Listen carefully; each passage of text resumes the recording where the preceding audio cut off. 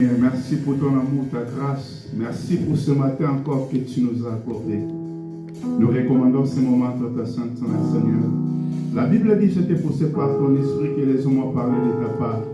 Seigneur, ce peuple sont venus devant toi, Seigneur, ce matin. Chacun a ses questions, Seigneur. Dieu de gloire, nous voulons que tu puisses parler, Seigneur, répondre dans nos questions, Seigneur. Au nom puissant de Jésus, je prends l'autorité contre toute force qui ne confesse pas ton nom. Je le rends nul et sans effet au nom puissant de Jésus. Cher Saint-Esprit, merci pour ta présence. Cher Saint-Esprit, merci parce que tu prends contrôle de toutes les choses. Tu es au-dessus de toutes les choses. Nous nous abandonnons entre tes saintes mains. À toi la gloire, Seigneur. Au nom puissant de Jésus, ainsi nous prions. Et nous disons, merci Seigneur Jésus-Christ. Amen. Applaudissons le Seigneur. Est-ce qu'il y a la joie?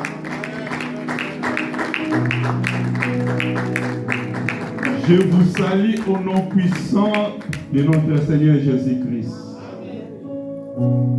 Sans plus tarder, nous ouvrons nos Bibles dans le livre des 2 Corinthiens, chapitre 4, verset 18. 2 Corinthiens, chapitre 4, 18e verset, je lis au nom de Jésus. Amen. Un poids, 2 Corinthiens, chapitre 4, 18, un poids éternel de gloire. Parce que nous regardons non point aux choses invisibles, mais à celles qui sont invisibles. Car les choses visibles sont passagères, mais les invisibles sont éternelles. Parole du Seigneur. Amen. Que le Seigneur ajoute l'explication à la lecture de sa parole. Nous prenons nos places. Nous voulons partager quelque chose encore qui est très important ce matin. Notre thème de ce matin, c'est les regards que Dieu attend de nous. Les regards que Dieu attend de nous. Que le Seigneur nous bénisse. On a lu le livre de 2 Corinthiens chapitre 4, verset 18. La Bible française, Louis II, la Bible dit parce que nous regardons nos points aux choses visibles, mais à celles qui sont invisibles. Car les choses invisibles sont passagères et les invisibles sont éternelles.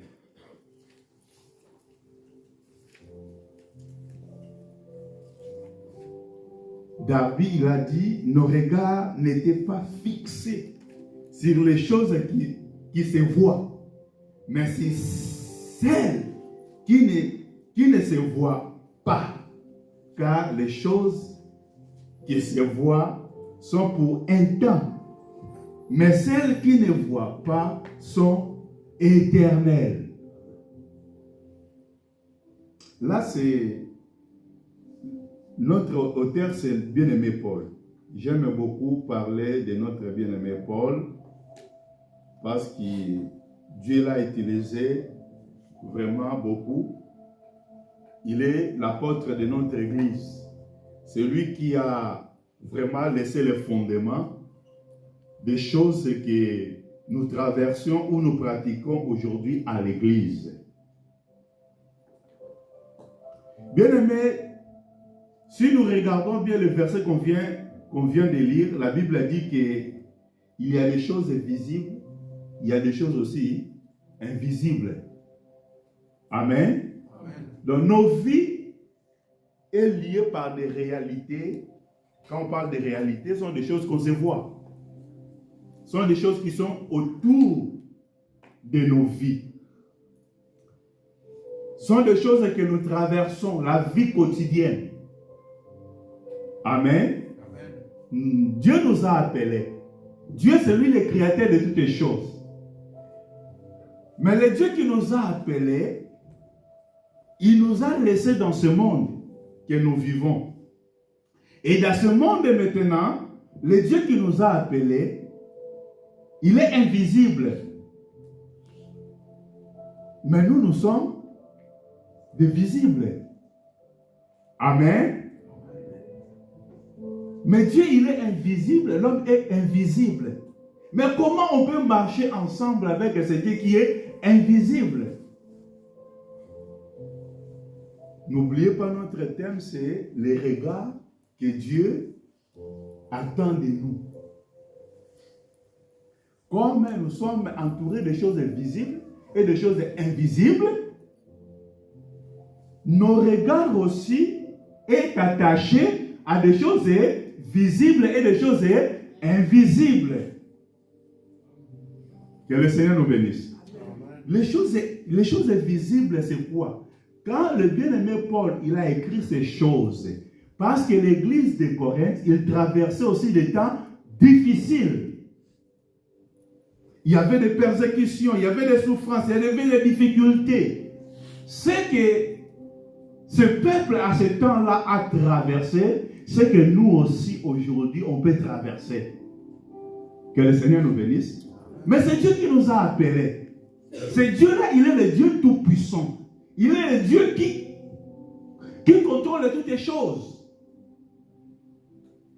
Est-ce qu'il ne voit pas nos réalités? Les choses qui nous entourent, des persécutions, des souffrances, des difficultés, est-ce que ce Dieu-là ne voit pas? Parce qu'il est le Tout-Puissant. Il est au-dessus de toutes les choses. Bien-aimé Paul a dit que nos regards ne sont pas fixés sur les choses qui sont visibles. Mais nos yeux doivent être fixés, nos regards doivent être fixés dans les choses qui sont invisibles, les choses que je ne vois pas. Comment mes regards vont être fixés là-bas? Parce que moi, je suis un être physique.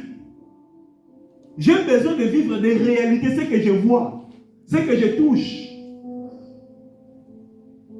Mais bien aimé Paul, il voulait attacher, il voulait rappeler à ce peuple, à ce peuple.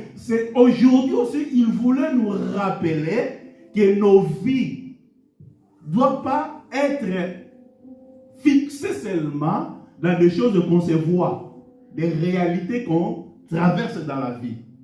Ce sont des réalités. Amen. Mais on ne peut pas nous limiter à de telles choses. Pourtant, il a affirmé une vérité qui est profonde. Le croyant vit par ce qu'il voit avec les yeux de la foi. Amen. Donc, un croyant, quand nous sommes des chrétiens, quand nous sommes ce que Dieu a appelé, si nous croyons à Dieu, c'est-à-dire on ne peut pas voir seulement des choses dans des yeux de réalité. Mais on doit voir des choses au-delà des réalités. Et au-delà des réalités là, les yeux là, c'est les yeux de la foi. Que le Seigneur nous bénisse. Je ne sais pas, tu traverses quel moment pendant que nous sommes en train de parler.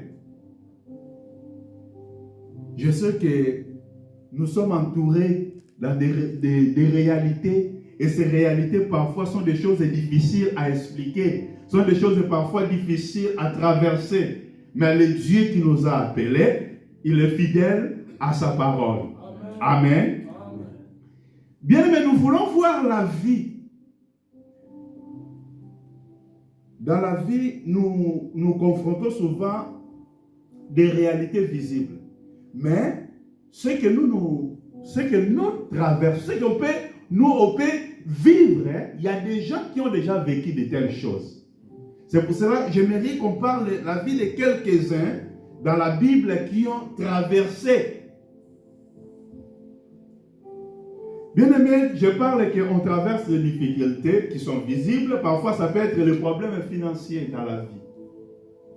La vie aujourd'hui, la vie est chère. Ça coûte. Amen. Tout est cher aujourd'hui. Ça peut être une réalité que nous sommes en train de traverser. Amen.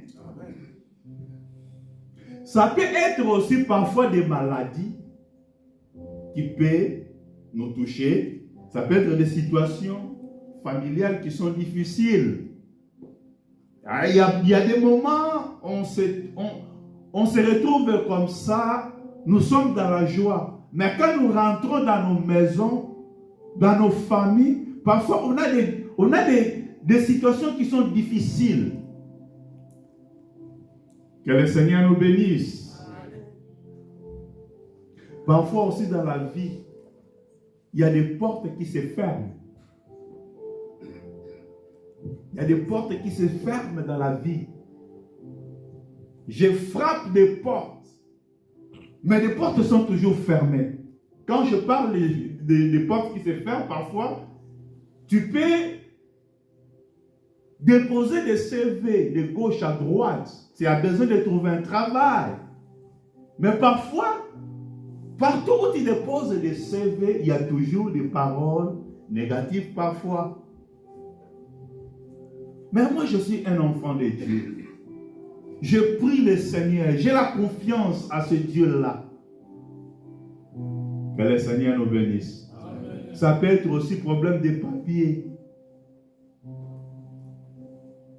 Nous sommes arrivés en France pour vivre. Il faut avoir un papier, il faut avoir un travail. Sans papier, je ne peux pas travailler. Mais ce sont toujours des réalités qui nous entourent. Mais bien aimé, si nous regardons seulement toutes ces choses, nous pouvons perdre notre courage. Bien aimé, la réalité que nous traversons, si nous fixons nos regards sur les réalités, on peut perdre notre courage, comme je viens de dire. Mais la Bible nous enseigne un principe qui est spirituel ou puissant. C'est quoi? La foi voit ce que les yeux naturels ne voient pas. Quelqu'un qui a la foi, il voit ce que les yeux naturels ne voient pas. Est-ce que ce matin, il y a quelqu'un qui a la foi au milieu de nous? Bien-aimé,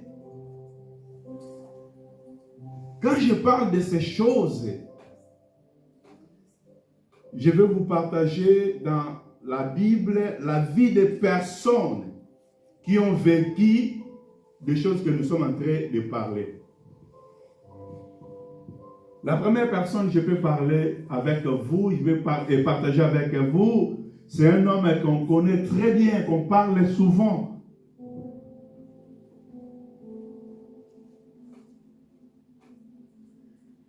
C'est Abraham. Vous savez, on va prendre un verset. Romains chapitre 4, verset 18. La Bible dit, oui, 4, verset 18. Romains chapitre 4, 18, verset. Amen. Espérant contre toute espérance, il crut, en sorte qu'il devint père d'un grand nombre de nations. Selon ce qui lui avait été dit, telle sera ta postérité. Que le Seigneur ajoute l'explication à la lecture de sa parole. Amen. La Bible nous parle d'un homme qui a cru. C'est qui? C'était Abraham. Amen. Bien-aimé, Abraham a reçu la promesse de Dieu. Dieu avait promis à Abraham, Abraham, je te bénirai.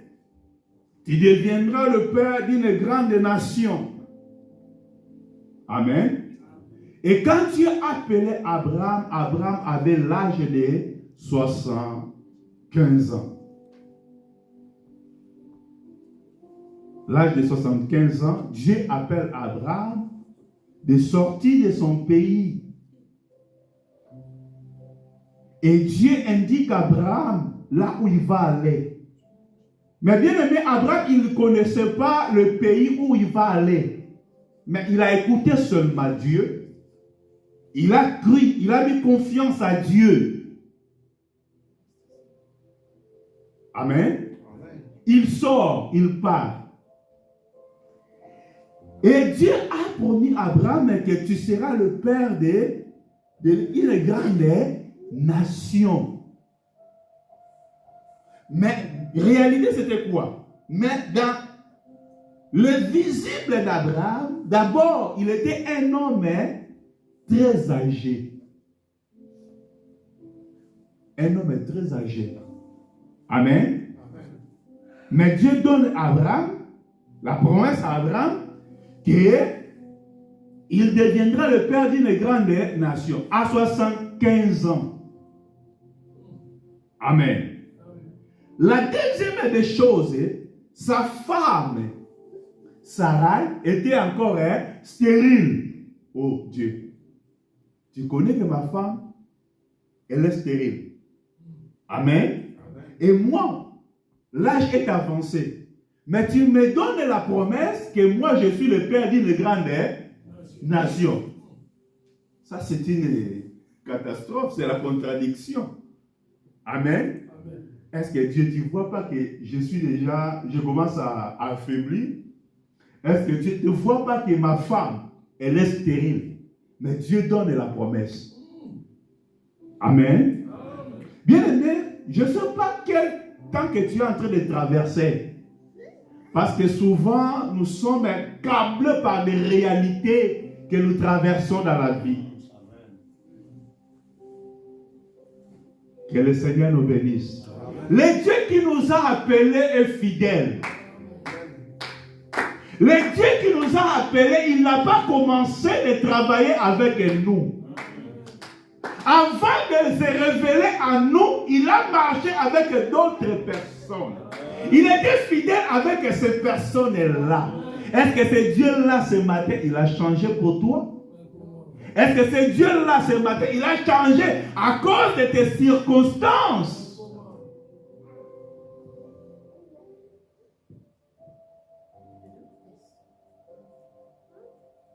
Est-ce que Dieu, tu ne voyais pas qu'Abraham, il était déjà avancé d'âge? Est-ce que Dieu, tu ne voyais pas qu'Abraham, sa femme, elle est stérile? Qu'est-ce que tu vois dans ta vie? Ce que tu vois va influencer aussi ta vie.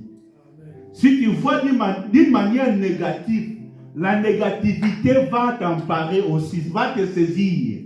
Si tu vois d'une manière positive, c'est ça ce que tu vas aussi vivre. Les regards que Dieu attend de nous.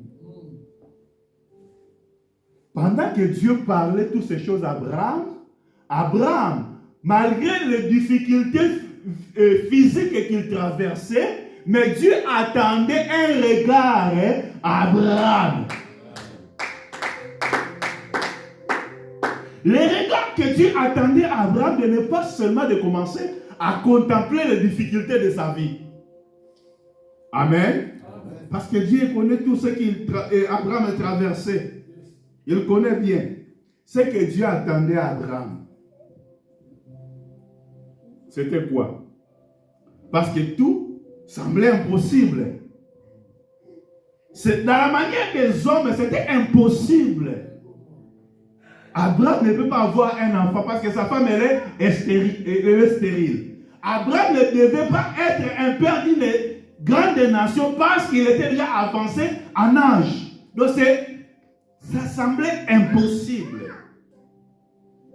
Pourtant, Abraham décida de regarder les promesses de Dieu. De fixer son regard, non sur ses difficultés, mais il regardait la fidélité de celui qui l'a appelé. Est-ce que tu crois que Dieu est fidèle? Est-ce que tu crois que Dieu est fidèle? Si Dieu a fait quelque chose dans la vie d'Abraham, tu crois que ce Dieu-là est capable aussi de faire quelque chose pour ta vie?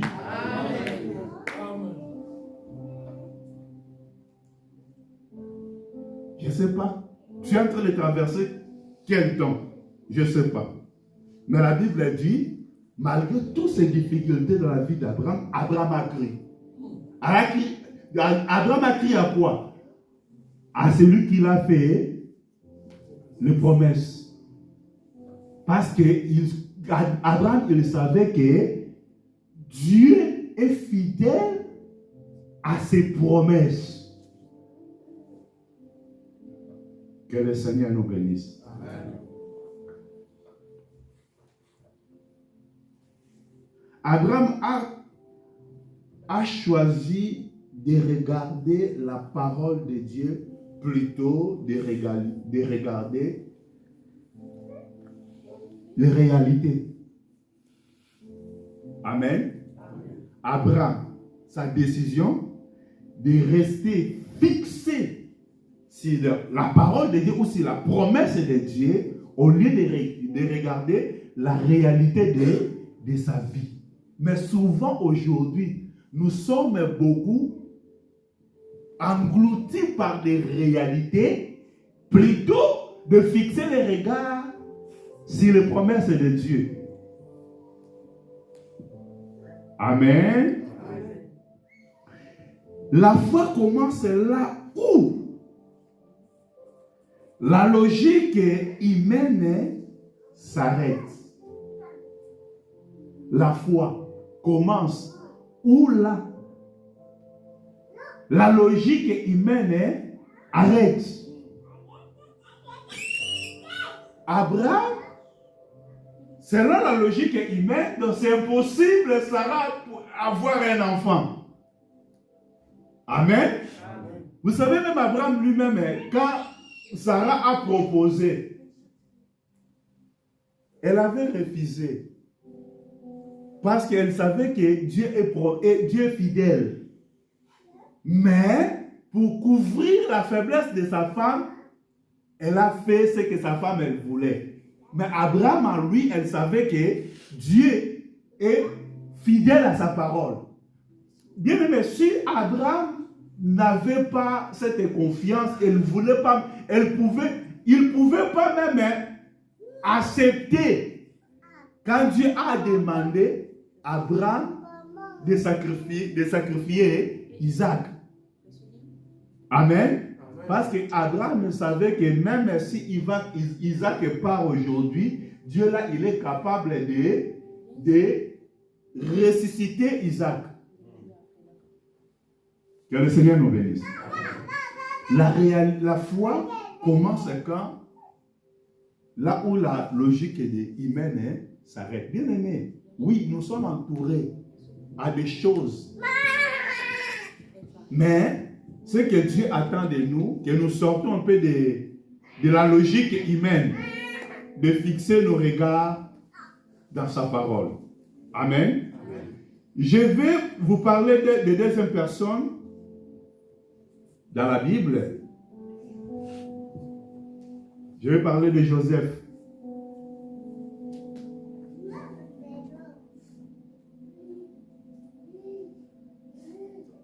Est-ce qu'il y a des conducteurs parmi nous? Aujourd'hui, si tu veux aller parfois à Nantes, là où tu n'as jamais l'adresse que tu ne connais pas, tu vas utiliser quoi? Maps, hein? Amen. Amen. Et quand tu rentres dans ta voiture avec un Maps, est-ce que tu vas commencer à douter au cours des routes? Non. Que j'arriverai pas? Amen. Amen. Tu vas arriver. Tu as la confiance au Maps. Pourquoi? Parce que Maps, il connaît là où je vais aller. Mais comment nous arrivons à mettre confiance à des choses que l'homme a créées? Quelque chose que l'homme a créé, que je mets vraiment dans ma confiance qu'il va m'amener jusque là. Même s'il commence à me faire de gauche et droite, moi je suis confiant toujours que je vais aller jusqu'à la destination. Amen. Amen. Mais le Dieu qui nous a appelés, est-ce qu'il ne connaît pas ta destination?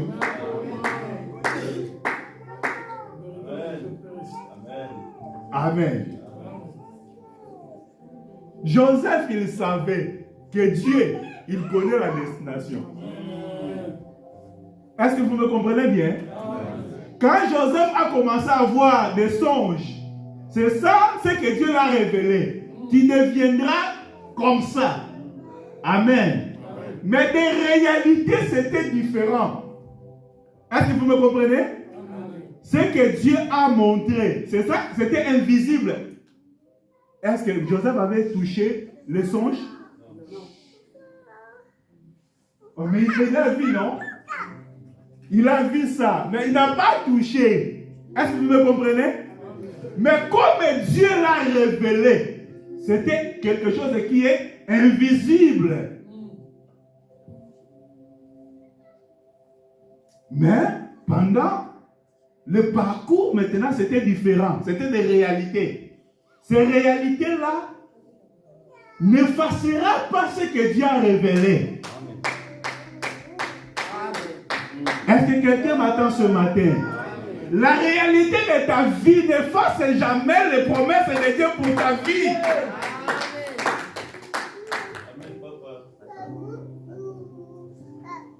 Je vais parler un peu de Joseph. Bien aimé. Joseph, quand Dieu... Vous savez, quand Dieu travaille dans l'ombre. Dieu travaille dans l'ombre. Si on prend une petite graine, on va aller semer là où il y a la terre. Amen. Amen. Quelqu'un qui n'a pas vu la graine qu'on a semée, il peut penser qu'il n'y a rien qui se passe là-bas. Ah oui. Ah oui. Amen. Amen. Mais la terre où on a mis la graine, il y a quelque chose qui se passe dans l'ombre. Que le Seigneur nous bénisse. La parole que Dieu nous donne, c'est une semence. Quand il rentre dans nos vies, il y a des choses qui se passent dans nos vies. Vois ou pas, sache qu'il y a des choses qui se passent. Amen. Amen. Yes. Dieu révèle, Dieu donne une vision à Joseph.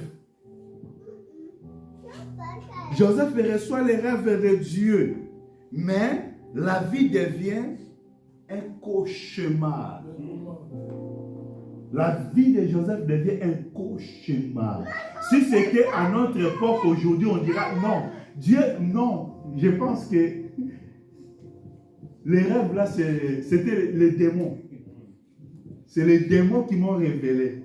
Comment j'ai eu des songes? Dès que j'ai expliqué ça, ça devient la haine.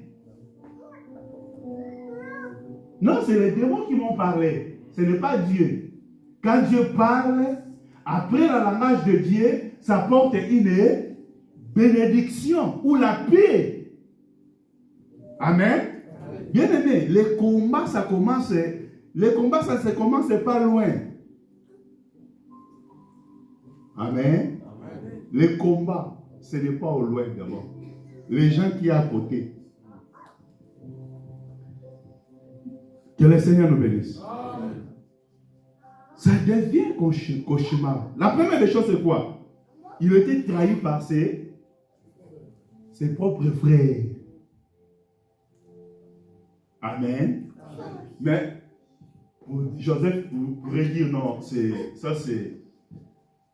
une malédiction. Ok? Je pense qu'il pouvait commencer à chercher quelle sorte de lien. Hein? J'ai des liens. J'ai des liens de famille. J'ai des réclamations. Pourquoi? Amen. Ce n'était pas des liens. Ce n'était pas aussi des réclamations. Mais c'était le travail de Dieu. Quand Dieu travaille dans l'ombre. Est-ce que quelqu'un me comprend ce matin? Dans la vie, aujourd'hui, nous pensons toujours que c'est Dieu quand il y a des réussites. Quand il y a des échecs, nous croyons plus que c'est Dieu. Est-ce que vous me comprenez? Quand j'ai des réussites et je suis en train d'exceller à toutes les choses, je dis Amen parce que c'est Dieu qui est en train d'opérer. Mais quand je suis en train de traverser des échecs, ce n'est pas Dieu qui est en train d'opérer, de travailler. Bien aimé, non. Amen. Dieu travaille dans l'ombre. La première des choses pour Joseph, c'était la trahison de ses frères. on peut être trahi. Amen. La deuxième des choses, non seulement la trahison, mais il a été encore vendu par ses propres frères encore. Vendu par ses propres frères. Il est devenu esclave.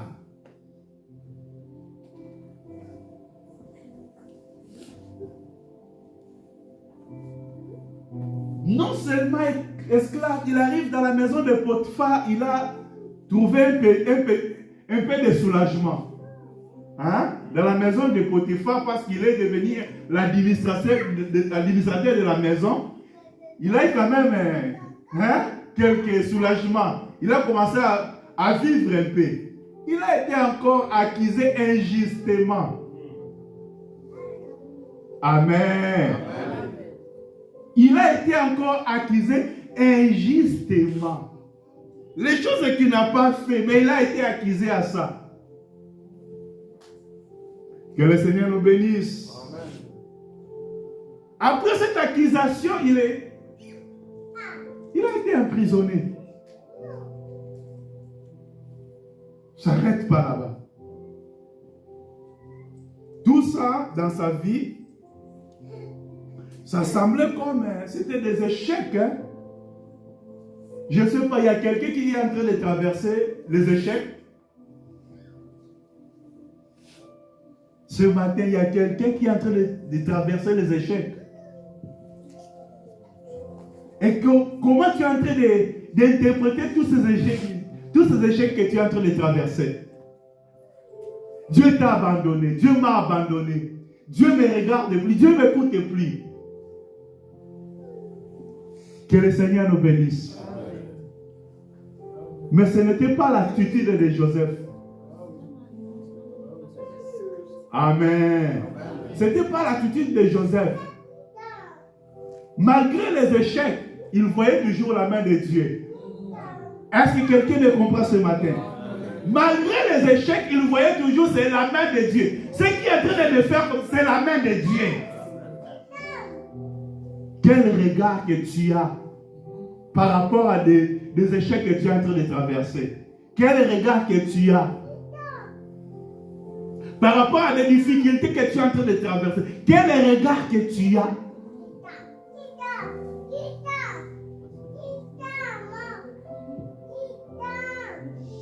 Genèse chapitre 50, verset 20. Qu'est-ce que la Bible dit? Genèse chapitre 50, 20e verset. Amen. Je lis au nom de Jésus. Vous aviez médité de me faire du mal. Dieu l'a changé en bien pour accomplir ce qui arrive, pour sauver la vie à un peuple nombreux. Amen. Nous arrêtons là-bas.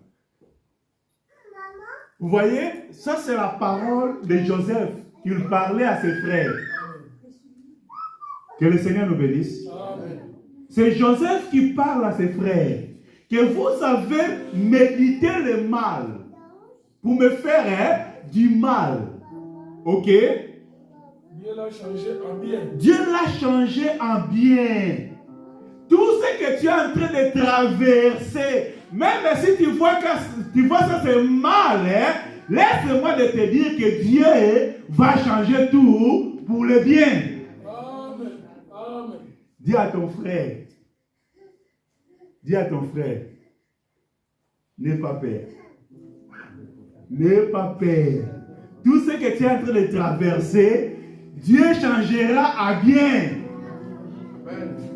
Amen. Que le Seigneur nous bénisse. Bien aimé, pendant tout ce temps-là, pour la vie de Joseph, les échecs de vie de Joseph, mais Joseph, Dieu préparait Joseph pour devenir un gouverneur. Pour gouverner.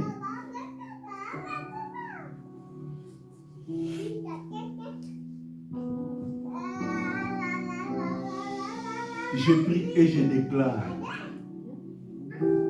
Je prie et je déclare.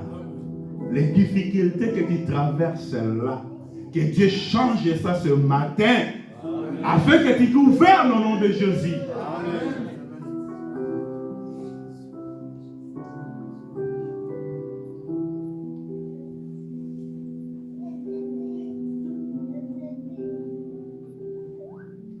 dans la vie? Quand tu vois rien. Même quand tu vois rien, mais Dieu travaille quand même. Amen. Même quand tu vois qu'il n'y a rien qui marche, sache que Dieu travaille. Parce que Dieu travaille dans le secret. Je veux parler encore de quelqu'un d'autre.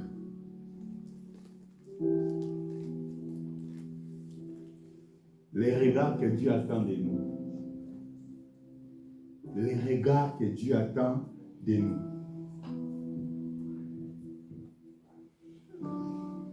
« 1 Samuel chapitre 17, verset 47. » 1 Samuel chapitre 17. Verset 47. 1 Samuel chapitre 17, 47. Amen.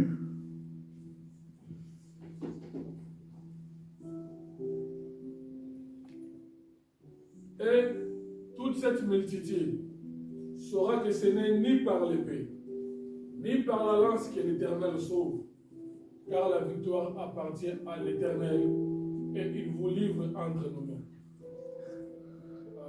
Amen. Amen. Là, c'est la parole d'un homme. C'est qui? C'est David. Bien aimé, là, c'est l'histoire de bataille avec Goliath. Amen. Amen. Goliath, il s'est levé pour attaquer le peuple de Dieu, pour humilier le peuple de Dieu. Pendant que tout Israël, il voyait Goliath. Vous savez ce que Israël voyait pour Goliath? La Bible dit que quand Goliath s'est levé, toute armée était paniquée. Amen. Était paralysée de la peur. À cause de géant Goliath qui était de lancer le défi envers le peuple de Dieu. Amen. Amen. Israël, c'est le peuple qui appartient à Dieu. Goliath, c'est un incirconcis, quelqu'un qui ne croit pas à Dieu. Amen. Amen. Mais il était un homme de guerre, expérimenté, géant. Mais sa présence, c'était une réalité. Amen. Dans les yeux naturels, les gens ils regardaient la taille de Goliath, non? Cet homme, par rapport à sa taille, il dépasse toutes les catégories de personnes. Il n'y a personne qui est comme toi, qui a sa taille. Et la deuxième des choses, Israël, il regardait encore les armes que cet homme portait. Il portait une épée qu'il ne peut pas exercer cette épée-là dans le combat. Amen. Et la troisième des choses, il voyait que cet homme, il était un homme puissant, expérimenté de la guerre. Que le Seigneur nous bénisse. Que le Seigneur nous bénisse. Mais quand Israël, il regardait toutes ces choses, quand même Saoul a conseillé à David, et David n'allait pas vers cet homme, parce que cet homme, il est expérimenté. Il est un homme de guerre depuis sa jeunesse. Amen. Amen. Tout le monde voyait comme ça. Même quand David il est arrivé, il a dit, moi je vais aller combattre cet homme. Ses frères, toi on connaît ton orgueil. Tu as laissé un peu de troupeau là-bas pour venir ici. On connaît ton orgueil. Vous voyez? Ce sont des réalités. Que le Seigneur nous bénisse. Mais pendant que tous voyaient des choses comme ça, mais David, il voyait la fidélité de Dieu.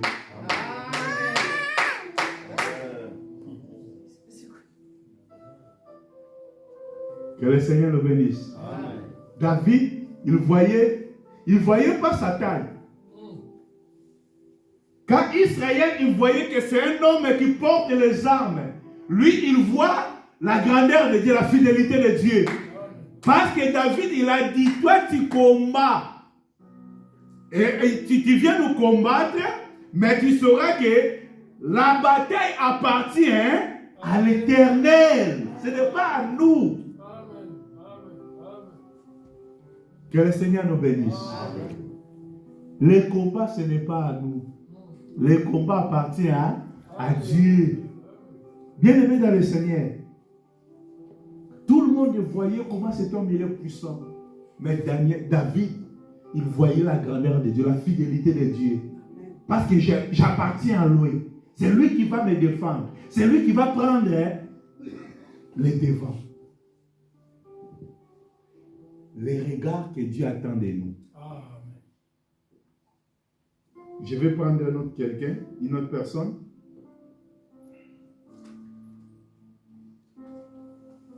Bien-aimé dans la vie, ce que tu vois dans la vie, ce que tu vois dans ta vie, détermine où tu vois, où tu es en train de fuir Goliath, ou tu vas combattre contre lui. Goliath aujourd'hui, ça peut être des réalités que nous sommes en train de traverser. Amen. La façon que tu regardes ces difficultés, ça va déterminer où de fuir ou de combattre. Mais si tu apprends la position de combattre, tu dois savoir que ce n'est pas toi qui vas combattre. C'est celui qui t'a appelé. Il est fidèle. S'appuyer sur sa fidélité. Je vais parler à quelqu'un d'autre encore. On va parler d'Élisée maintenant. L'homme de Dieu. 2 Rois chapitre 6 verset 16. 2 Rois chapitre 6 verset 16. 2 Rois chapitre 6 verset. Oui.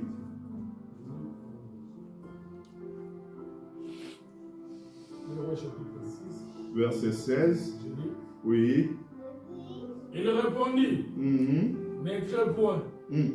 Car ceux qui sont avec nous sont en plus grand nombre que ceux qui sont avec eux.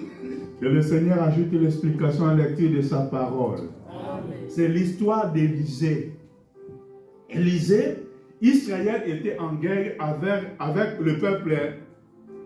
C'était les Syriens.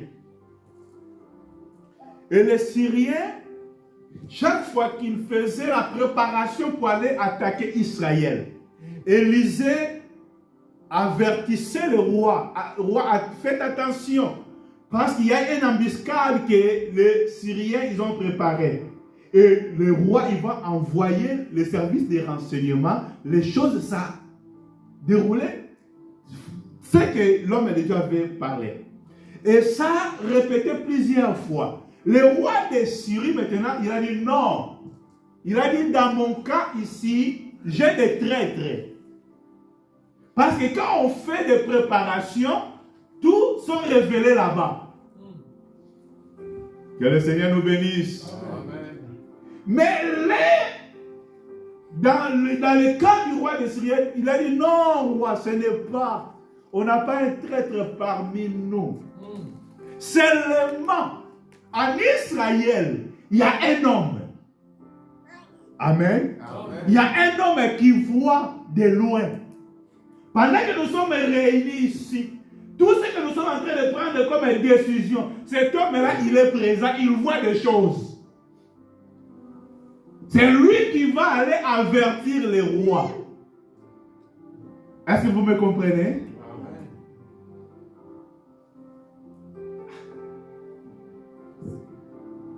Les rois disent, ah bon, il y a un homme. Bon, ça va. Au lieu d'aller attaquer maintenant le Samarie, on va aller maintenant, il est où? Ils ont dit, il est quelque part. Bon, préparez maintenant, va aller faire l'embuscade chez lui d'abord. On va le récupérer. Après avoir récupéré cet homme, on verra maintenant comment Israël va procéder encore quand nous allons faire notre plan. Que le Seigneur nous bénisse. Et il a envoyé des troupes. Et les troupes sont allées encercler là où Élisée était avec son serviteur.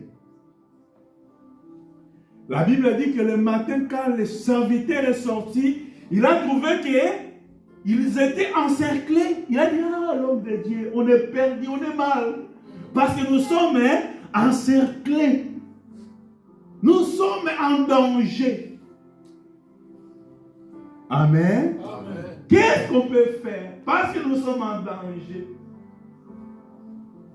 Est-ce que toi aussi tu vois les dangers dans ta vie? Comme cet homme. Il voyait les dangers. Pendant que cet homme, il voyait les dangers. Mais Élisée, il voyait la protection. Amen. Amen. Amen. Pendant que ses serviteurs, il pleurait. Mais Élisée, il était content. Non, à cause qui était visible, hein, mais à cause de ce qui était invisible. Les serviteurs de l'homme de Dieu, ils voyaient des choses visibles. L'armée qui était entourée Israël. Mais Élisée, il voyait l'armée invisible qui entourait non seulement l'armée syrienne, mais l'armée qui entourait et Élisée, son serviteur, et l'armée syrienne. Amen. Amen. L'homme de Dieu a prié à Dieu pour qu'il puisse ouvrir les yeux de cet homme. Avant de prier d'abord, il a dit, ne t'inquiétez pas. Parce que ce qui est en nous est plus grand et plus puissant que celui qui est avec cet homme-là. Les armes qu'il porte là, oui, ils ont armé. Mais nous, les armes que nous portons sont des armes plus puissantes que les armes que ces gens-là ont.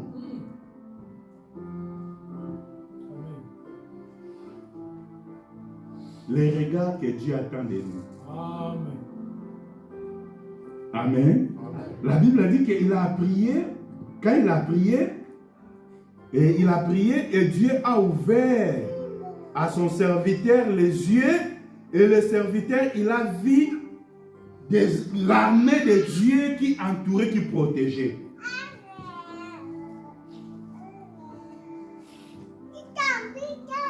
Ce que tu vois dans ta vie, ce n'est pas toute la réalité. Amen. Ce que tu es en train de voir là, ce n'est pas toute la réalité.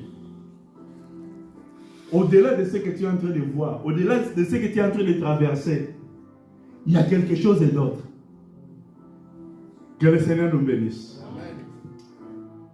Je pense que je vais m'arrêter là-bas. Je pourrais parler aussi de notre Seigneur Jésus-Christ.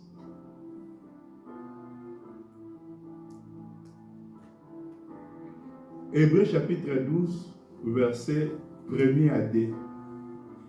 Mais nous allons vraiment parler du deuxième verset. Hébreux chapitre 12, verset 1 à 2. Je lis. Amen. Nous donc aussi, puisque nous sommes environnés d'une si grande nuée de témoins, rejetons tout fardeau et les péchés qui nous enveloppent si facilement et courons avec persévérance dans la carrière qui nous est ouverte. Deuxième verset. Ayant le regard sur Jésus, le chef et le consommateur de la foi, qui, en vue de la joie qui lui était réservée, a souffert la croix, méprisé l'ignominie et s'est assis à la droite du trône de Dieu. Amen. Amen. Là, la Bible nous parle de notre Seigneur Jésus, parce que même si on peut parler de tout cet homme-là, mais notre modèle, c'est notre Seigneur Jésus-Christ. La Bible dit que notre Seigneur Jésus-Christ, il a traversé des temps qui étaient compliqués. Ok? Il a été rejeté. Il a été rejeté.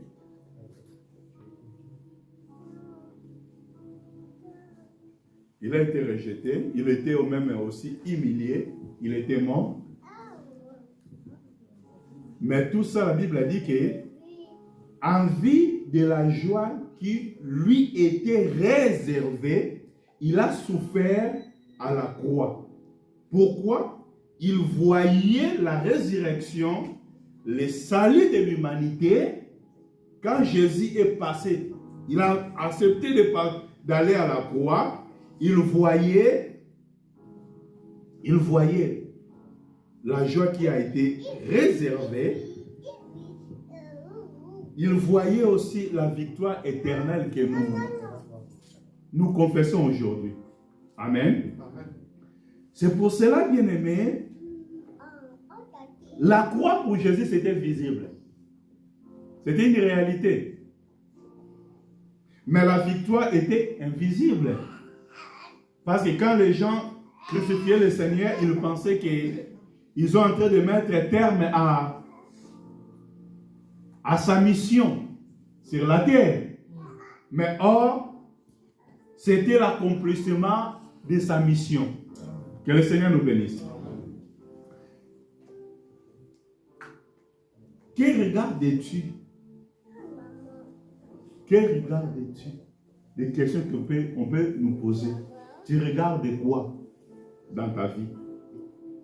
Est-ce que tu es en train de regarder tes problèmes,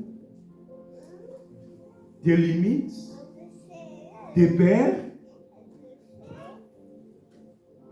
Ou tu es en train de regarder les promesses de Dieu, la puissance de Dieu, l'éternité que Dieu a préparée? Amen. Tu regardes quoi dans ta vie? Pour conclure, je vais dire que 2 Corinthiens chapitre 4, verset 18, nous rappelle que les choses visibles sont passagères. Les difficultés, des maladies, tout ce qu'on peut vivre comme des choses visibles sont passagères. Mais les invisibles sont éternels. Amen. Dieu nous appelle aujourd'hui à lever les yeux vers des choses invisibles. Nous allons prier. Je ne sais pas, tes yeux sont fixés vers des choses visibles ou des choses invisibles.